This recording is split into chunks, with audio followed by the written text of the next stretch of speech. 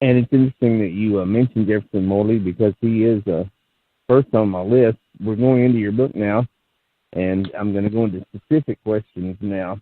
I'm going to be quoting from page 9 on your book, which is in the Jefferson Morley section. But the assassination of the president was an intelligence failure. The U.S. government should have had sufficient information to prevent that from happening. The government failed.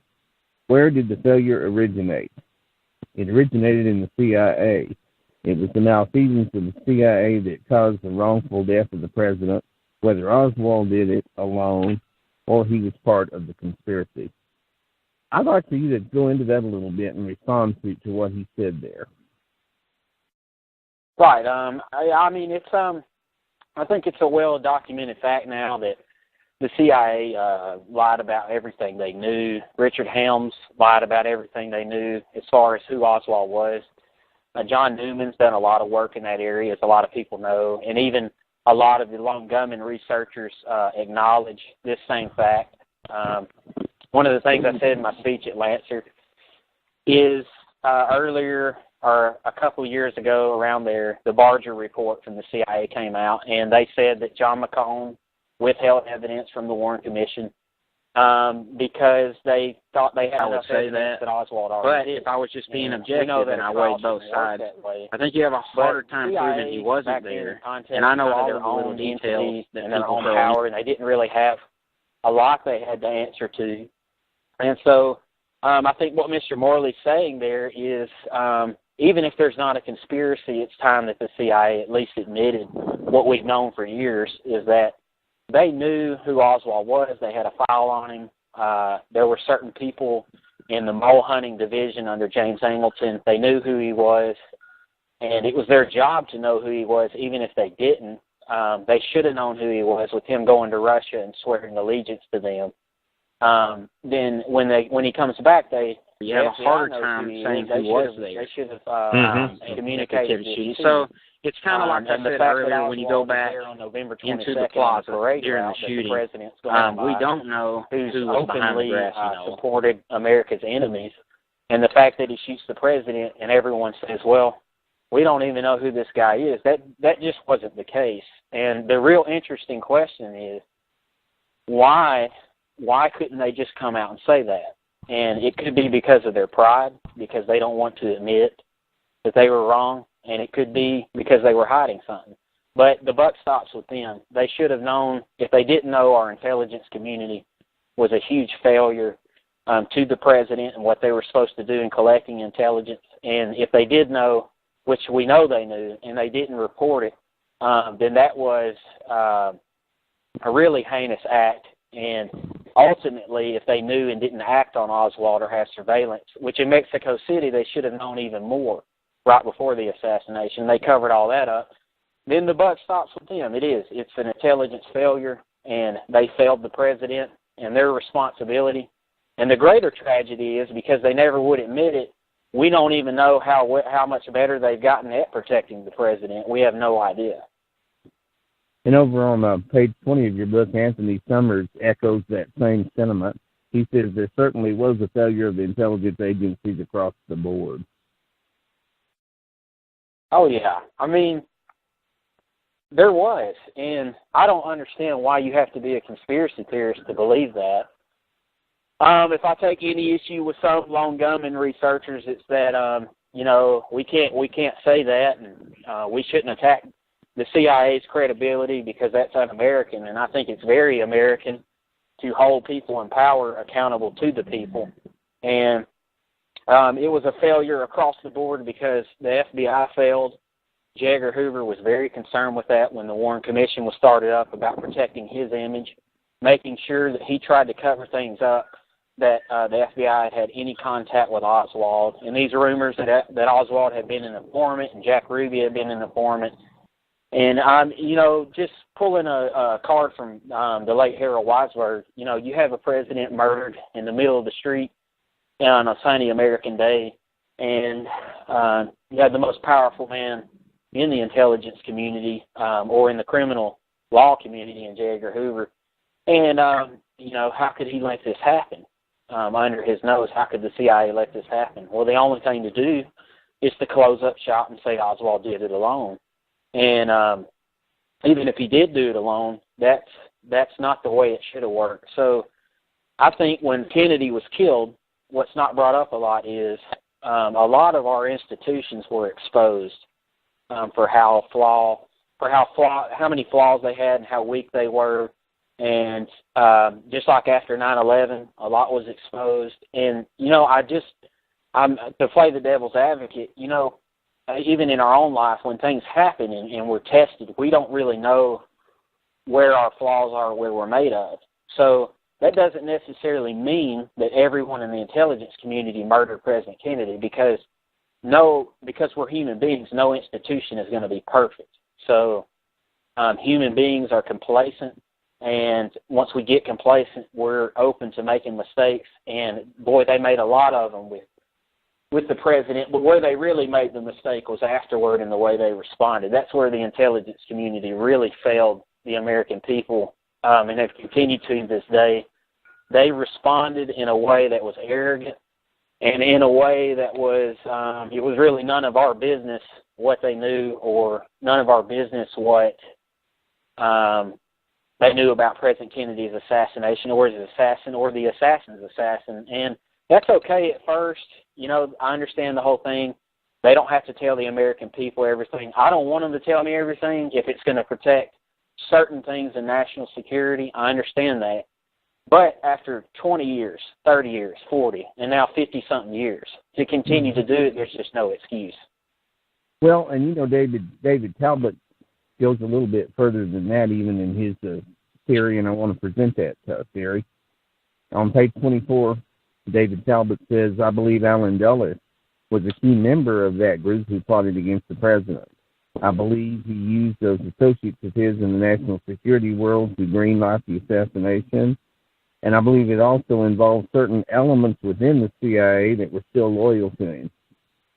That's a very plausible theory. What response do you have to that? Well, Mr. Talbot's he's a great researcher and a great author. And as far as his theory, in that's it's very interesting. I don't know how much I could say as far as did Allen Dulles pull a team together in Dallas to have him killed. I don't have the evidence to say that 100%. I think even Mr. Talbot would admit if he went to court, he didn't have the full evidence to admit that. But it certainly is questionable because of the way they acted afterward. And I've always told this to people. If the government and Allen Dulles and a hit team had wanted to pull the murder, it was this person and they were involved, and these people were in the plaza. They surely wouldn't leave with so many records destroyed, with so much evidence. And surely wouldn't know the assassin's names or where it came from or anything like that. So just because, let's say it was Oswald there doing the shooting, just because that's the case doesn't mean there's not a conspiracy. It doesn't mean that there's not something behind it. And, I don't slam people like Mr. Dulles or Mr. Morley or people like Mr. Summers who believe in these theories, because, honestly, this is the government's fault for the way they reacted. So everything's on the table now. And the downside of that is you have some wacky theories out there, like aliens and the Catholic Church and all of this stuff. But it is, to me, it's not the people's fault for coming up with theories. It's the government. I mean, it's next to impossible for me to specifically say yes. And the question's not asked, Jake. I mean, they didn't ever ask the right questions, And or maybe they did, or didn't want to, and did that purposely. I don't know. But anyway, go ahead. On the next page, David Talbot goes on to say there was a massive cover-up from the very beginning. The FBI warned Kenneth O'Donnell not to say what he truly saw. Yeah, and Kenneth O'Donnell, who really had no stake in it. We know he told Tip O'Neill at a dinner, according to Tip O'Neill's book, that he heard a shot from the grassy knoll, and Tip O'Neill said, "Well, you didn't testify to the Warren Commission that way," and he said, "Well, I just didn't want to cause any more pain for the family, and they told me that I had to be imagining things because it couldn't have happened that way." And it's really a travesty, because if that's the truth, to sway someone's testimony is wrong. And if they did that in a court of law, it would be thrown out if they found out the police were swaying someone's testimony to be a certain way. So the truth is we know there was a cover-up in the Warren Commission. I mean, we know that because even people from the Warren Commission have said years later, like David Slauson, some of these people, Burt Griffith, Judge Burt Griffith, they've admitted that they were stonewalled by the CIA. They admitted they were lied to by the FBI. They admitted they didn't trust J. Edgar Hoover. And we know they did it again to the House Select Committee, and on and on and on. So was there a cover-up? I don't think that's a question. I think the question is, what did the cover-up involve? And either way, if you say, well, the cover-up involved them covering up the assassination that the government actually did, a murder themselves, or if you say, well, they were just covering their butts as far as who got exposed and they were just hiding information, either way, there's really no excuse. Obviously, the murder would be worse, but the other one is just as bad, too. So it's not... As we further explore that, I'll come to some more things that David Talbot had to say, but first I want to welcome a caller from California. Hello, California. You're on the line. Oh, this is Ted. I was just listening, actually. Ted, if you have a question or a comment, go for it. No, I was just going to listen unless that was a problem, because it was the only way I could get the show. If you do decide you want to make a comment or a question, feel free. Right now I'm going to explore David Talbot's comment on page 26, Jake. He says CIA's cover-up strategy, this part of the cover-up was run by the head of counterintelligence, James Jesus Angleton. He used disinformation. He consistently flooded the public arena with lies and misleading information in order to confuse and befuddle the American people until they just threw up their hands in despair and concluded, we will never know the truth. He goes on to say another couple of paragraphs down, of course, power conspires together. That's how power works. Europeans are fully aware of this, but Americans seem naive.